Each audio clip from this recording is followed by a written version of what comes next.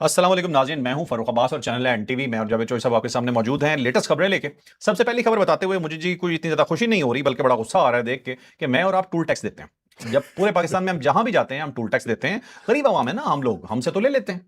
लेकिन जो कानून साज हैं, कानून बनाने वाले जब इस तरह के कवानीन बनाए और कहें कि हैं तो हमारे पास करोड़ों अरबों रुपया, लेकिन देना हमने टूल भी नहीं है आपको, तो आप क्या सोचेंगे?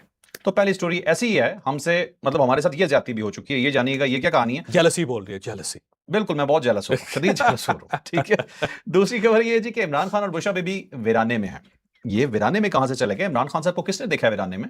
ये बताएंगे आपको, ये स्टोरी क्या है। फिर आपको ये बताएंगे जी कि ट्रंप ने इसराइली फौज को मरवा दिया, और ऊपर से ट्रंप ने एक और काम किया, सारी पाबंदियां खत्म कर दी। मतलब ऐसी तबाही की है कि इसराइली शैतान चीखें मार रहा है कि उसके साथ हुआ क्या है। लेकिन दूसरी साइड पे एक मुस्लिम मुल्क के लिए बहुत बड़ी खबर भी है, और ये बड़ी खबर दी है ट्रंप ने। ये भी आपको बताएंगे ये क्या कहानी है। फिर आपको ये बताएंगे जी कि सालस मुल्क जो सुलह सफाई करवा रहा था वो खुद गले पड़ गया ईरान के।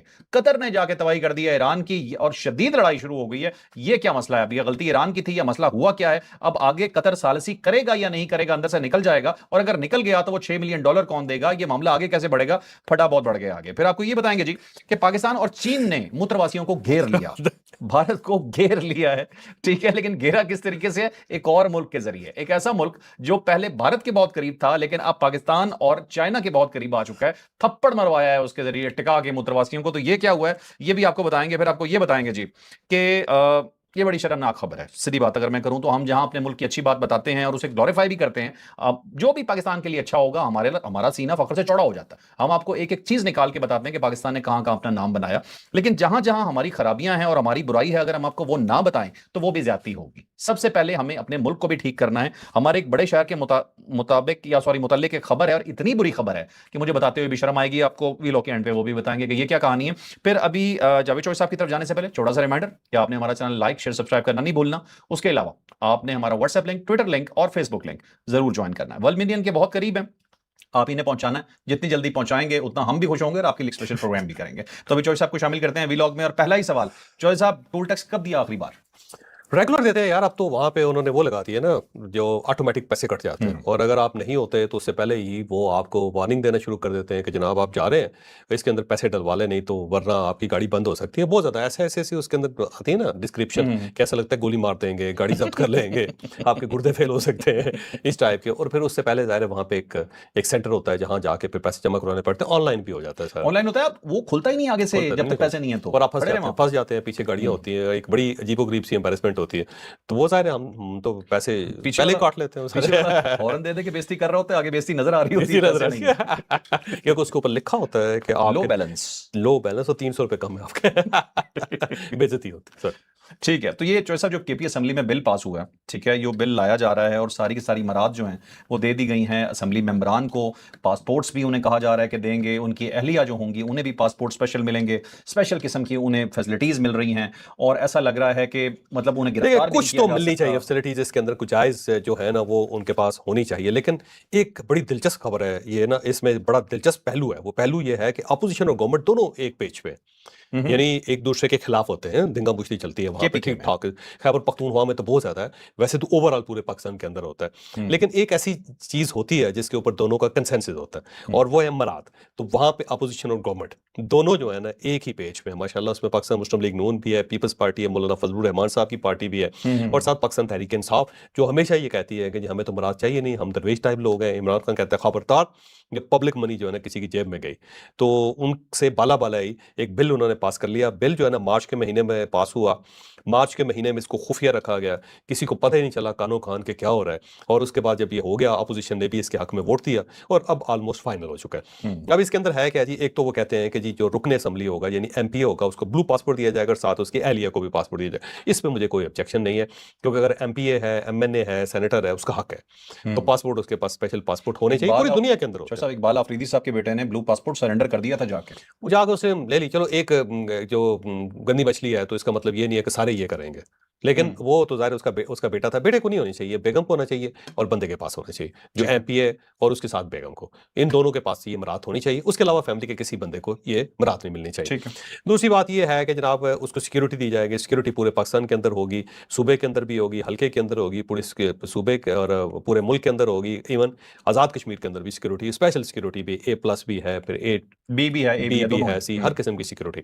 जो कि जरूरत जहाँ है। पे जाएं, किसी जगह रेंजर्स की जरूरत है रेंजर्स दे दें, किसी जगह पुलिस की जरूरत है पुलिस दे दें, किसी जगह तोप चाहिए तो तोप दे दें, ठीक है ना। अब उसके उसके ऊपर है कि वो कितना थ्रेट फील करता है, ये कितना उसकी अना कितनी बड़ी है।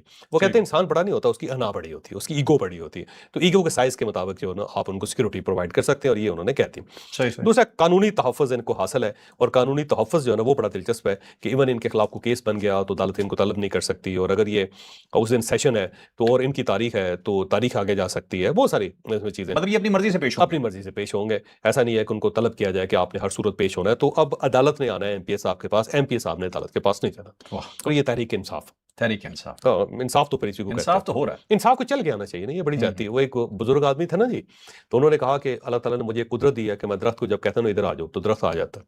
हम्म, तो दूसरे बंदे ने कहा जी आप जरा करके दिखाएं, हम्म, तो उन्होंने कहा आ जा इधर, दरख्त नहीं आया।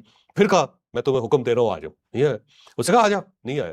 तो 5-6 मरतबा कह चुके ना, जब नहीं आया तो कहने लगे कोई मसला नहीं, हमारी कौन सी अनाप बड़ी, वो नहीं आया हम चले जाते हैं।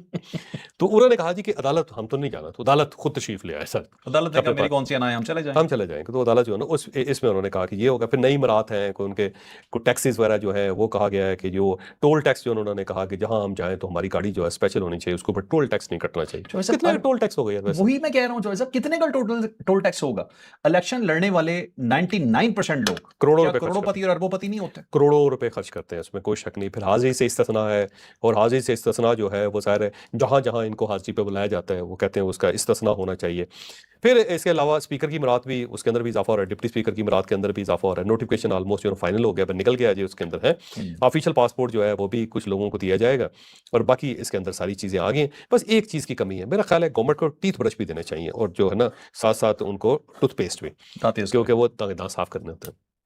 वो भी अगर ये जुराबे भी देते हैं, खवातीन को कंघी देते हैं, और हेयर ऑयल जो होता है वो प्रोवाइड कर दिया जाए, सही को से। लिपस्टिक और वो भी अगर मिल जाए तो हर्ज तो कोई नहीं है। सिक्योरिटी में प्रॉब्लम है चॉइस साहब, एक जंगी जहाज भी साथ पकड़ा आता है। यार सर पे उड़ता नहीं, रहेगा। आप मजाक उड़ा रहे हो यार। तो ये सीरियस है जो इन्होंने किया है।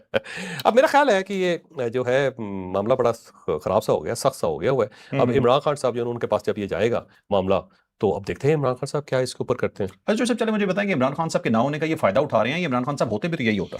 होते भी तो यही होता, क्योंकि इमरान खान साहब को पता नहीं चलने देते। वो जब मीडिया, जब वो इमरान खान साहब प्राइम मिनिस्टर होते थे तो उस वक्त भी यही होता था, जब वो मीडिया में आती थी तो फिर इमरान खान साहब को पता चलता था। तो अंदर ही अंदर, जिसको कहते हैं ना पंजाबी में अंदरों अंदर, वो ये करते रहते थे, ये इस टाइप की बातें करते रहते थे। और उसके बाद फिर जब सब डट जाते थे फिर इमरान खान साहब को पीछे हटना पड़ता था। शुरू में वो कहते थे कि सब चीज़ें रिवर्स करें, लेकिन जब रिवर्स नहीं होती थी फिर वो खामोश हो जाते थे, फिर वो मामला सेटल हो जाता था।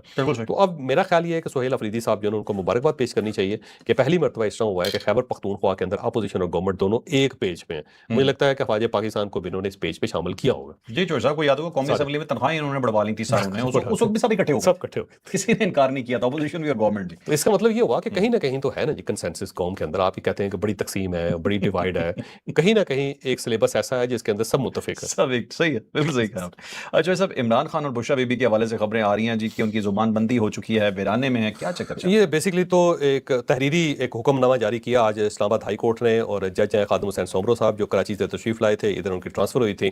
आज उन्होंने 10 सफ़े का एक ऑर्डर जारी किया है, और उस ऑर्डर के अंदर उन्होंने कहा जी कि बुशरा बीबी और इमरान खान साहब जो हैं उनको सादा और सख्त सज़ा दी थी, उनको कैद तन्हाई की कोई सज़ा नहीं दी गई। और ये जो कैद तन्हाई की सज़ा है ये किसने उनको दी, किसने उनको अलग रखा हुआ है, थलग रखा हुआ है। और साथ उन्होंने कहा जी कि किस अथॉरिटी के साथ उनको इस तरह रखा हुआ है, क्यों उनकी आपस में मुलाकात नहीं होती, क्यों दूसरे लोग जो उनके साथ बात नहीं कर सकते, क्यों उनको अलग सेल में रखा हुआ है जबकि अलग सेल के अंदर उनको नहीं होना चाहिए। दूसरा ये है कि कितनी मुद्दत से वो यहाँ हैं इस तरह, और कितनी मुद्दत तक वो इस तरह रहेंगे, और उनकी हालत ज़ार क्या है, सब कुछ करके। और ये उन्होंने सुप्रीटेंडेंट साहब को लिखा है, और साथ IG जेल खाना जज जो उसको लिखा है, तहरीरी हुक्म जारी किया है। और उन्होंने कहा जी ये अपोजिशन जो बड़ी संगीन इल्ज़ामात लगा रही है कि इमरान खान साहब के साथ ये हो रहा है। 6 अगस्त को उन्होंने सबको तलब कर लिया और कहा जी आके तहरीरी जवाब दें कि इमरान खान साहब की सूरत हाल क्या है और क्यों उनको इस तरह रखा गया है। मुझे लगता है कि सुप्रीटेंडेंट साहब बराबर बताएंगे कि नहीं बुशरा बीबी के साथ इतनी कितनी मुलाकातें उनकी हो चुकी हैं, जेल के अंदर मशक्ति उनको दिए हुए हैं, बल्कि ये भी बताएंगे कि मशक्ति टिकता नहीं उनके पास। अच्छा। जब इमरान खान साहब को मशक्ति दिया जाता है तो कुछ दिनों के बाद वो कानों को हाथ लगा के वहां से दौड़ जाता है। तो अब हम क्या करें? बुशरा बीवी के बारे में उनको कहा जाएगा कि उनकी फैमिली जो है ना वो आती है, उनसे मुलाकातें उनकी होती रहती लेकिन हैं। जो है प्रोसिक्यूटर तो ये जो इनके इल्जाम को डिनाई कर रहे हैं, बेसिकली तो ये जो दरखास्तें दी हैं ये अलीमा खान ने दी है और बुशरा बीबी की बेटी ने दी हैं, हाँ उसी जी, के ऊपर हो रहा है। जी। लेकिन जो प्रोसिक्यूटर्स हैं, ये जो हुकूमती साइड है, वो तो कह रहे हैं ऐसा कुछ है ही नहीं। आपके इल्म में क्या है, वाकई कहते तनाई में है? मेरा नहीं, कहते तो भाई इस तरह है कि इमरान खान साहब का अलग सेल है। अलग सेल इसलिए है कि वो प्राइम मिनिस्टर है, प्राइम मिनिस्टर ऑफ पाकिस्तान रहे हैं, तो उनको आम कैदियों के साथ तो नहीं रखा जा सकता। अगर आम कैदियों के साथ रखेंगे तो हो सकता है उनकी जान को खतरा हो, और अगर उनको आम कैदियों में रखा जाता है दरमियान में, तो पाकिस्तान तहरीक इंसाफ वो शोर करेगी कि एक साबिक प्राइम मिनिस्टर उनको चोरों चक्कों के साथ रखा हुआ है और डकैतों के साथ रखा हुआ है और फिर कातलों के साथ रखा हुआ है, और अगर इनके कुछ हो गया तो ये गवर्नमेंट जिम्मेदार होगी। तो एक प्राइम मिनिस्टर की हैसियत से हमेशा उनको अलग रखा जाता है। तो अलग है वो, इसमें कोई शक नहीं। लेकिन सेल बड़ा लंबा चौड़ा है जी, एक सेल के अंदर है वो, सामने वॉक करने की पूरी गुंजाइश है। फिर उन्होंने कॉरिडोर के अंदर अपनी मशीनें रखी हुई हैं, वो कॉरिडोर के अंदर भी वॉक करते हैं और मशीनों के ऊपर भी वॉक करते हैं। फिर बाहर भी उनको ले जाया जाता है, बाहर भी जाते हैं वो। तो बाहर से मतलब ये कि सेहन के अंदर वहां पे भी वो वॉक करते हैं। बल्कि वो जो इंजीनियर मिर्जा साहब ने जेलम, उन्होंने कहा था कि मेरा सेल उनके साथ था और मैं सुनता था कि इमरान खान साहब के ख्यालात वो अपने मशक्ति के साथ लड़ते रहते थे और उसके साथ साथ वहाँ अकेले भी वो गुफ्तगू करते रहते थे। तो वहाँ उनको जगह ज्यादा दी हुई है। फिर इस तरह बुशरा बीबी जो है ना, उनका सेल भी अलग है। वो ज़ाहिर फर्स्ट लेडी रही हैं, तो उनको भी आप अगर, तो पाकिस्तान तहरीक इंसाफ ये चाहती है कि उनको कैदियों के अंदर रखा जाए दोनों को, तो ठीक है वैसे, लेकिन उसके बाद ये बहुत अनकंफर्टेबल हो जाएंगे। तो ऐसा भी फिर कैद तनाई वाला तो इल्जाम बहुत गलत है ना, अगर टेक्निकली भी देखा जाए। वजीर आजम में रखना तो उन्होंने अलग ही है, इसका मतलब सिर्फ एक ही बनता है कि वहां मुशक्ति भी नहीं है। क्या मुशक्ति मुशक्ति क्योंकि इमरान खान साहब के साथ मुशक्ति टिकता नहीं है, क्योंकि ये बहुत ज़्यादा ये समझते हैं कि जो भी मुशक्ति है ये फौजी है, और ये फौजी हमें इसलिए दिया गया कि ये मुझे मेरी कंडीशन जो है ना उसको देखता रहे और मुझे स्लो पॉइजन करे। तो उसको ये समझ के ना फिर उसके साथ शुरू कर देते हैं गुफ्तगू वगैरह। तो वो बहुत ज़्यादा एम्बेरस होते हैं, वो बंदा बड़ा एम्बेरस होता है, फिर उसको बड़ी तकलीफ होती है, फिर ये गुस्सा करते हैं, तो फिर वो वहाँ से भाग जाता है। तो इससे इमरान खान साहब जो है ना वो अकेले रह जाते हैं, और ये मुशक्ति को नहीं मिलता। मतलब एक खाम ख्याली सी है उनकी, अदरवाइज स्लो पॉइजन पाकिस्तान का साबिक प्राइम मिनिस्टर है, कौन ये हरकत कर सकता है ये सोच और सकता इतना लंबा स्लो पॉइजन देने की क्या जरूरत है? वैसे सवाल ये भी है। है? इतना अरसा तो हो भी चुका है। वो भी चक्कर नहीं है, ये वैसे ख्याल है पाकिस्तान तहरीक इंसाफ का, और जो बार बार ये कह रहे हैं ना, ये कर करके ना मुझे लगता है ये करवा देंगे कुछ ना कुछ। ठीक है, ठीक। अच्छा सब नेक्स्ट स्टोरी आ जाते हैं अब जरा इंटरनेशनल मामलात के ऊपर, कुछ एंड पे फिर हमने पाकिस्तान पे आना है। ट्रंप ने इसराइल की फौज की तबाही करवा दी है। इसराइल को एक चीज पे बहुत ज्यादा कंसर्न था, वही काम ट्रंप ने एग्जैक्ट कर दिया और उसके तुर्किया चला गया ट्रंप जी, और वहाँ पे अर्दोगान के साथ उसकी आज मुलाकात है। वहाँ पे नेटो का सरबराही इजलास है जिसके अंदर डोनाल्ड ट्रंप भी पहुंच गया। आज उन्होंने ठीक ठाक कपड़े मुलाकात हो फाड़ चुकी दिए, है। ट्रंप के ठीक ठाक कपड़े फाड़, ट्रंप ने ठीक ठाक नेटो के कपड़े फाड़ दिए और उसने कह दिया, देखा जी नेटो ने मुझे अकेला छोड़ दिया, हमने हमेशा इसको अपने साथ रखा, और जब भी यूक्रेन की जंग हुई या जब भी यूरोप की जंग हुई हमने यूरोप को प्रोटेक्ट किया, लेकिन जब मुझे जरूरत पड़ी तो ये बड़े वाहियात किस्म के लोग हैं और मैं इनको पसंद नहीं करता नेटो को, जबकि नेटो की खुद इजलास के अंदर गया हुआ है, उनका सरप्राइज इजलास उनका सरबराही इजलास में गया हुआ है। दूसरा ये है कि अर्दोगान के साथ उनकी मुलाकात भी हुई, आज एक प्रेस कॉन्फ्रेंस भी हुई, और उसके अंदर 3-4 चीज़ें हैं जो अब तक अनाउंस की हैं डोनाल्ड ट्रंप ने। एक तो जो पाबंदियां थी तुर्की के ऊपर वो सारी खत्म कर दी हैं। 3 पाबंदियां थी उनके ऊपर। एक ये था कि वो असला नहीं खरीद सकते थे अमेरिकन कंपनी से, और ये बड़ा अरसे से उनका ये इशू चला आ रहा था। इसलिए फ़ायदा तुर्किया को ये हुआ कि उसने अपना असला खुद बनाना शुरू कर दिया, और उसमें बहुत एक्सीलेंट है वो। ठीक है। जो है इवन जहाज़ बना रहे हैं वो, बहरी जहाज़ बना रहे हैं और हवाई Fifth जहाज़ generation बना रहे हैं, 5th जनरेशन वो बना रहे हैं। Fighter plane. और दूसरा ये है कि ये रिवॉल्वर बनाने में, आप राइफल बनाने के अंदर और मार्टर गोले बनाने के अंदर, ड्रोन टेक्नोलॉजी के अंदर बहुत आगे हैं तुर्किया। जो ड्रोन में तो बहुत ही आगे हैं वो।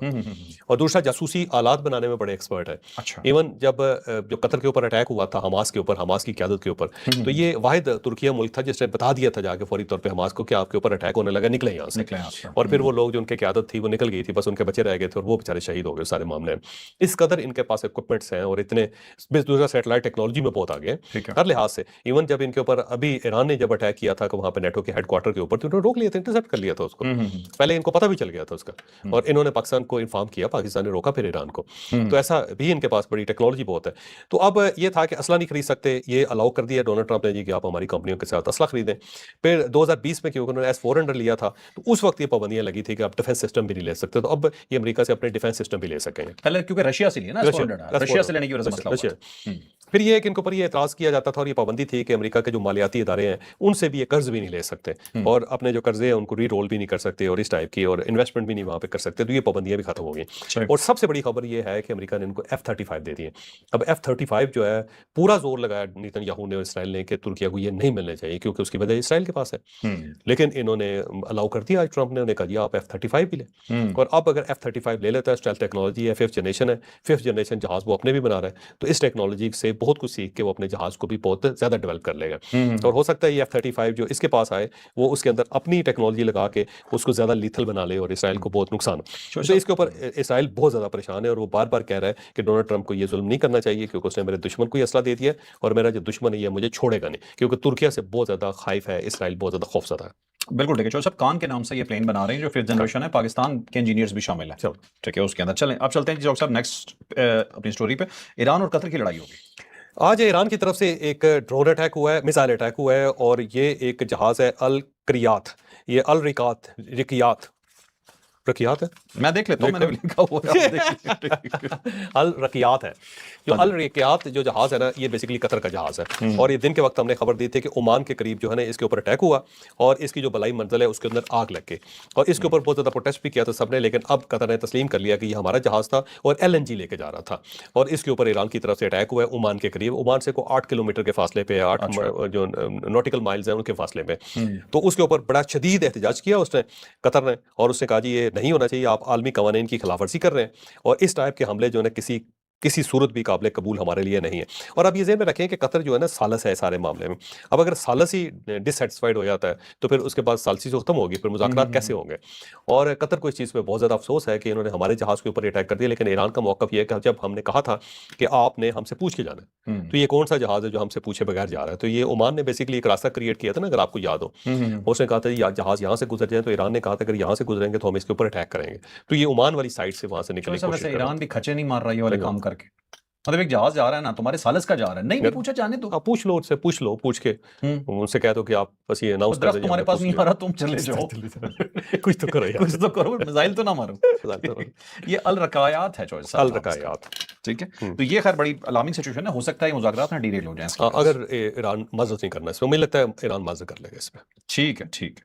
अच्छा चौधरी साहब, उससे अगली खबर है जी कि पाकिस्तान ने और चीन ने और बांग्लादेश ने, तीसरा जो मुल्क है, इन तीनों ने मिलकर मूत्रवासियों की चीखें निकलवा दी हैं। वैसे एक तो तारक रहमान साहब जो उनके प्राइम मिनिस्टर रहे वो चाइना के दौरे पे चले गए, पहला दौरा है उनका, और उससे पहले जो भी प्राइम मिनिस्टर इनका होता था बांग्लादेश का वो इंडिया से अपना दौरे का आगाज करता था, लेकिन इन्होंने सारा प्रेसिडेंट चेंज कर दिया और इस पर इंडिया के अंदर बहुत ज्यादा लोग नाराज हैं और मीडिया ने वहां पे तूफान खड़ा किया हुआ है। तो आज उनकी सदर शी के साथ मुलाकात भी होगी तारक रहमान साहब की, और चाइना के साथ ये मामला अपने सेटल कर रहे हैं, और चाइना जो है सारे इंडिया का दुश्मन है। अब यहाँ पे मिलके ना तीन मुल्क जो है मिलके अपना एक अलग फोरम बनाना चाहते हैं जिसके अंदर पाकिस्तान है, बांग्लादेश और चीन है। ये बुनियादी तौर पर 7 कंट्रीज जो होते हैं ना उसके अंदर चाइना शामिल होना चाहता था, क्योंकि चाइना का कमाल ये है कि जो जितने बड़े फोरम्स हैं चाइना उन सब में शामिल है, सब में शामिल। जहाँ पे भी अगर सेंट्रल एशिया का हो, मिडल ईस्ट का हो, कोई भी फोरम होना, चाइना की पूरी कोशिश होती है कि उसका हिस्सा बने, क्योंकि वो ये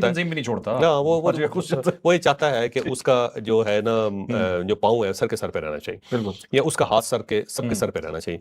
तो अब वो ये तीनों मुल्क मिलके अपना एक अलग बनाना चाहते हैं, और उसके बाद फिर 7 कंट्रीज उन सबको दावत देंगे कि अगर आप हमारा हिस्सा बनना चाहते हो तो बन जाए। इंडिया को निकालना चाहते हैं, क्योंकि जब ये 7 कंट्रीज का हिस्सा बनना चाहता है चाइना तो इंडिया रेजिस्ट करता है। अब ये इंडिया को बाहर करके बाकी सारे ममालिक को अपने साथ मिलाएंगे और एक नया सार क्रिएट कर देंगे, और इंडिया को भी दावत दी जाएगी अगर इंडिया उसका हिस्सा बनता है तो कहेंगे बिस्मिल्लाह, अगर नहीं हिस्सा बनता तो ठीक है जी, आप अपने कर खुश, हम अपने कर खुश। तो पाकिस्तान, चाइना और बांग्लादेश मिलके अब ये काम करना चाहते हैं। यहाँ पे एक और बड़ी दिलचस्प चीज़ है, वो ये है कि जो इंडस वाटर ट्रीटी था वो ज़ाहिर है पाकिस्तान और इंडिया के दरमियान था, अब वहाँ से वो उसने खत्म कर दिया हुआ है, और पाकिस्तान ये कह रहा है कि इसको रिज्यूम करो, बाकी दुनिया भी कह रही है इसको रिज्यूम करो। तो चाइना कह रहा है कि ठीक है अगर आप रिज्यूम नहीं करते तो फिर हमें भी शामिल करें, फिर ये नए सिरे से करें, और नए सिरे में फिर सैफरीकी होगा, फिर 3 मुल्क हो गए, मैं होगा यानी चाइना, पाकिस्तान होगा और इंडिया होगा। और उसका जवाब चाइना ये पेश करता है कि इंडिया के अंदर जितने भी बड़े इस वक्त दरिया हैं वो सारे के सारे चाइना से आते हैं। उन्हें कहा जी हम कैसे आप हमें माइनस कर सकते हैं जब पानी हमारी तरफ से आता है, जब आप माइनस करेंगे तो फिर हम आज़ाद होंगे, फिर हम आज़ाद होंगे, हम वहाँ पे डैम बनाएंगे, जब डैम बनाएंगे आपका पानी रुक जाएगा,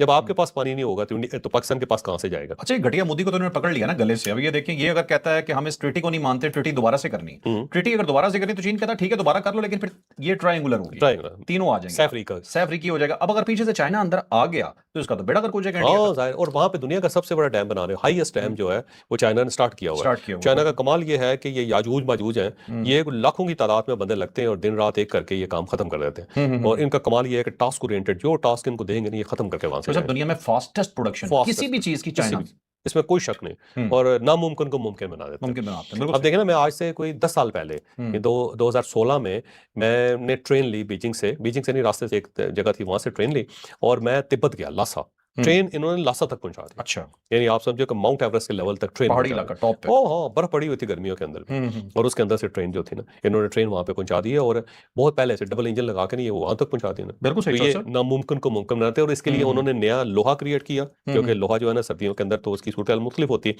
दूसरा ये है कि उसके लिए सीमेंट इन्होंने अलग बनाया, यानी हर चीज नई ईजाद की उन्होंने, अच्छा, जो ठंडे इलाके के अंदर सही सही सही। जम सकता है। ठीक है, जो साहब इसमें ये है कि ये बड़ा मैटर कर रहा था कि तारिक रहमान अपना पहला दौरा कहाँ करता है, कहाँ करता क्योंकि जिस पहले हमेशा जो भी उनका प्राइम मिनिस्टर बनता था वो इंडिया का दौरा इंडिया का करता दौरा करता था। था, इस दफा उसने चाइना का दौरा करके बता दिया कि मैं पाकिस्तान और चीन के कैंप में। हाँ, जाहिर है इसमें कोई शक नहीं। दूसरा एक इस्टा रिवर है, और ये बेसिकली जमुना इसको कहते हैं, जो इंडिया के अंदर उसके ऊपर ना एक फिजिबिलिटी रिपोर्ट हाँ, बनी ये थी। जमुना और उसमें है इंडिया- जो साहब बांग्लादेश में, वो बांग्लादेश में इधर ये ब्रह्मपुत्र। हाँ वहां से आता है ना जी। वो चाइना से आता है पानी, और उसके बाद बांग्लादेश, बांग्लादेश से फिर इंडिया की ठीक है। तरफ। अब ये जो बांग्लादेश है ना, तीनों साइडों से इंडिया में, अगर आप इसको नक्शे में देखेंगे ना, तो ऐसा लगता है कि जैसे इसको इंडिया ने हसार में लिया हो। ओके, तो जितने भी इनके दरिया आते हैं ना, वहीं से आते हैं, उसी साइड से। ठीक है। तो बहरहाल उसके अंदर ये था कि इसके ऊपर एक फिजिबिलिटी रिपोर्ट बननी थी, इंडिया ने बनानी थी, तो उन्होंने इंडिया से कॉन्ट्रैक्ट कैंसिल करके उन्होंने कहा जी आपके साथ तो हम नहीं कर रहे। अब चाइना फिजिबिलिटी रिपोर्ट बना रहे हैं, इसके ऊपर भी इंडिया को बहुत ज्यादा गुस्सा है। ये 414 किलोमीटर का दरिया है, बड़ा गंगा और जमुना नहीं, आपने सुना गंगा हाँ और जी, जमुना की तहजीब जो है, जी जी वो जी, गंगा इनका सबसे बड़ा है, और जमुना जो है इनका दूसरा बड़ा दरिया है इंडिया का। और ठीक आता है। ये सारा दोनों बांग्लादेश से, उस साइड बांग्लादेश से से आते हैं। बिल्कुल सही। और इसके साथ साथ क्योंकि इंडिया अफगानिस्तान के बहुत करीब जा रहा है जी, और ये चीज़ जो है ना, ये पाकिस्तान के लिए काबिल कबूल नहीं। अभी उनके अता उमरी साहब हैं, जो ज़राअत के वजीर हैं, वो इंडिया में बैठे हुए हैं। अब देखो अफगानिस्तान के ज़राअत के मामले में भी इंडिया की मदद ले रहा है। मुझे इस चीज़ की समझ नहीं आएगी, पता नहीं क्या करना सब चाहते कौन सा इन्होंने ज़राअत करनी है, बम उगाने के लिए गया होगा वहां पर, चलो। जो इनकी हरकतें में पता नहीं करते क्या है। और दूसरा जो है वैसे एक चीज मानने वाली है ना कि चाइना दुनिया में हर चीज में नंबर 1 है सिवाय एक चीज के, वो है बेगैरती। उसके अंदर इंडिया और इसराइल आ गए, ये मानने वाली बात, जो जिसका क्रेडिट है उसे देना चाहिए। अच्छा चलो साहब, अब आखिरी खबर कराची के हवाले से, मेरा बड़ा दिल दुखा है इसमें। हम्म, ये कराची टोटल 173 दुनिया के शहर जो हैं शहर।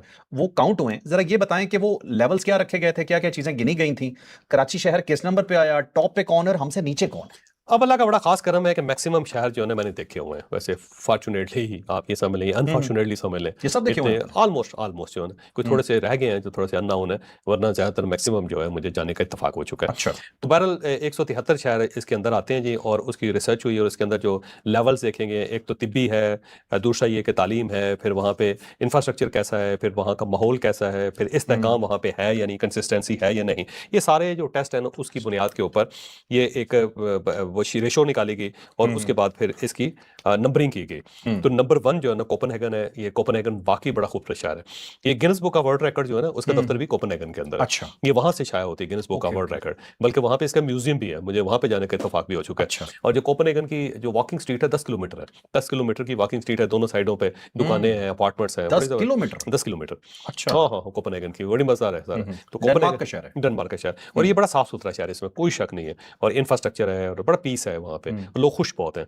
दूसरा वियना जो है ना, वियना जो है ना, ये भी इटसेल्फ बड़ा जबरदस्त। वियना के अंदर ना एक बिल्डिंग है जो सबसे खूबसूरत बिल्डिंग है। जब आप उस बिल्डिंग के बारे में पता करते हैं, क्योंकि वो गोल्डन कलर की है, तो गुंबद टाइप है, पता चलता है कि ये जो पानी गंदा होता है ना, जो नालों का और वाशरूम्स का, वहां से फिल्टर होता है। अच्छा, तो फिल्ट्रेशन के लिए उन्होंने सबसे खूबसूरत बिल्डिंग बनाई हुई है। सबसे खूबसूरत बिल्डिंग और ये ऑस्ट्रिया का शहर। ऑस्ट्रिया का शहर। ठीक है। और ये नंबर 2 है। नंबर 3 पे आता है ऑस्ट्रेलिया का शहर मेलबर्न। ये मुझे यहाँ पे भी जाने का इत्तेफाक हो चुका है। इसका ब्रिज बड़ा खूबसूरत है, और उस ब्रिज के ऊपर उन तमाम लोगों की तादाद लिखी हुई है जो ऑस्ट्रेलिया के अंदर आए थे, क्योंकि ऑस्ट्रेलिया के अंदर सारे आबादकार हैं, बाहर से आए हुए हैं। ओके, तो मेलबर्न ब्रिज जो है ना, बड़ा दुनिया के खूबसूरत ब्रिजेस में शामिल होता है।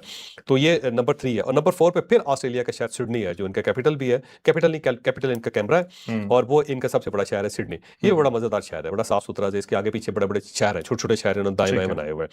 मुझे यहाँ जाने का इत्तेफाक भी हो चुका है। चौथे नंबर पे आता है, और ये यहाँ पे है। उसके बाद आगे तो बड़ी लंबी है सारी। और फिर उसके बाद जो कराची, अब बदकिस्मती से 170 नंबर के ऊपर कराची है, जो मेरा ख्याल है डूब मरने का मुकाम है हमारे लिए। इतना बड़ा शहर, उसको बर्बाद जो हमने किया ना, बड़ी जद्दोजहद करके किया। नहीं बर्बाद हो रहा था, लेकिन करके दिखाया हमने दुनिया सोना चो साहब 70s में ये शहर सबसे आगे था, ये रोशनियों का दुनिया में इसका शहर, नाम था। रोशनियों का शहर कहा जाता था ना इसको। यहाँ पे लाइट्स बुझती नहीं थी, हर वक्त लाइट्स ऑन रहती थी, बड़ा पीसफुल था वहाँ पे। लेकिन वो 5 किलोमीटर का शहर है, 5 किलोमीटर का इलाका है। जो पाकिस्तान जब बना था उस वक्त इसकी आबादी 2 लाख थी। अब 2.5 करोड़ उसकी आबादी कर दी हमने, और 2.5 करोड़ लोग उसी 5 किलोमीटर के अंदर रह रहे हैं। अब तो ज्यादा होगा जो लेकिन सोसाइटीज भी हैं, काफी वो फैल गया होगा। नहीं, मेन उसकी जो कंसंट्रेशन है वो 5 किलोमीटर के अंदर ही है। अच्छा। ये बदकिस्मती है वहाँ पे, इसलिए कचरा है वहाँ पे बहुत। हम्म। नए शहर, नए इलाके तो बहुत आबाद हुए हैं, लेकिन उस तरह नहीं। अभी भी वो कहते हैं कि बस वो उसी के अंदर ही मतलब वहीं बहुत पे ज्यादा multiply गुंजान होता है। आबाद है। गुंजान आबाद। ठीक है। दूसरा ये है कि उसके बाद 171वें नंबर पे ढाका है। ढाका वाकई बड़ा गंदा है, आप अगर जाके देखेंगे ना वहाँ गलियाँ बहुत गंदी हैं और मच्छर बहुत होते हैं। और दूसरा ये है कि वहाँ पे साइकिल रिक्शे बहुत है। दूसरा ये है कि ह्यूमिडिटी बहुत है उसकी, उसका मुझे हंसी आ रही, हमसे अलग हुए थे। चल हद है यार वैसे। चले एक दर्जा तो ऊपर आए। और हम इससे ऊपर उसके ही बाद फिर तराबलस है लिबिया का। ये मुझे बड़ा ठीक अफसोस है। हुआ और बड़ा सोच के भी, क्योंकि तराबलस बड़ा ही खूबसूरत शहर होता था और वहाँ पे हर बिल्डिंग बड़ी साफ सुथरी नई, और बारिश वगैरह वहाँ पे होती नहीं है, खुश्क है, गर्मी है, लेकिन साफ भी था। लेकिन अब वो इसके अंदर आ गया। उसकी वजह ये कि लॉ एंड ऑर्डर ठीक नहीं है वहाँ पे। जब लॉ सही। एंड ऑर्डर ही नहीं होगा तो कैसे ठीक होगी चीज़ें। हम्म। और आखिरी जो है दमास्कस है, दमिश्क है, वो 173वें नंबर पे। दमिश्क आपको पता है दुनिया का सबसे खूबसूरत शहर होता था और ये सबसे ज्यादा स्टेबल, 4000 साल से ये शहर तबाह नहीं हुआ। अच्छा। सबसे ओल्डेस्ट शहर जो है ना बड़े, उसके अंदर दमिश्क जो है नंबर 1 पे आता है। शाम का शहर। शाम का शहर कैपिटल है। 4000 साल से ये शहर तबाह नहीं हुआ। इसकी गलियां जो 4000 साल से हैं। वहाँ पे जामिया उमैया एक मस्जिद है, उसी के मीनार के ऊपर जो है ना हजरत ईसा अलैहिस्सलाम ने उतरना है, वो मीनार भी वहाँ पे है। अच्छा। जब उनका ज़हूर होना दोबारा ठीक वहाँ है। पे। और हजरत याह्या अलैहिस्सलाम का वहाँ पे मीनार है। फिर सुल्तान सलाउद्दीन अय्यूबी जो है वो उस जामिया उमैया के बाद उनका मज़ार है वहाँ पे। तो बड़ा ही खूबसूरत शहर है, बेइंतहा खूबसूरत शहर है। यानी मैं जंग के अंदर गया था, उस वक्त जंग हो रही थी, लेकिन शहर खुला था और रेस्टोरेंट आबाद थे और शाम के वक्त म्यूजिक चलता था, लोग डांस कर रहे होते थे और हर चीज़ की फरावानी थी वहाँ पे। तो इतना ज़बरदस्त शहर है। अब मेरा ख्याल है लॉ एंड ऑर्डर की वजह से इसको कहा जा रहा है कि तिब्बी सहूलतें भी नहीं होगी और तालीम का भी। यहाँ पे वैसे दमिश्क के लिहाज से मैं आपको बड़ी मज़ेदार बात बताऊँ, वहाँ पे ना एक अम्बेसी जो है ना हमारी, उसका एक स्कूल है। Embassy embassy Pakistan school, embassy का। पाकिस्तान अम्बेसी का स्कूल, सही। सबसे एलीट स्कूल है वो। दमिश्क इवन में। हाँ जी, वहाँ दमिश्क के अंदर। ठीक है। और इवन जो उनका प्रेसिडेंट है ना उसके बच्चे भी वहीं पर पढ़ते हैं। अच्छा। बशारुल असद के बच्चे भी वहाँ पे पढ़ते हैं। पाकिस्तान एम्बेसी की स्कूल। पाकिस्तान एम्बेसी के स्कूल में। ये इससे बड़ी बात है। अंदाजा लगाया। अच्छे स्कूल हमें यहाँ पे भी बनाने चाहिए फिर। हाँ हाँ हाँ हाँ हाँ। ठीक। चलो जो साहब ये इकोनॉमिस्ट इंटेलिजेंस यूनिट की ये रिपोर्ट थी जो हमने ये पूरी जी, बताई है। बिल्कुल ठीक। ठीक है। और ये बड़ी तकलीफ दे बात है कि हमारा सबसे बड़ा शहर 117वें नंबर पर। 17 नंबर।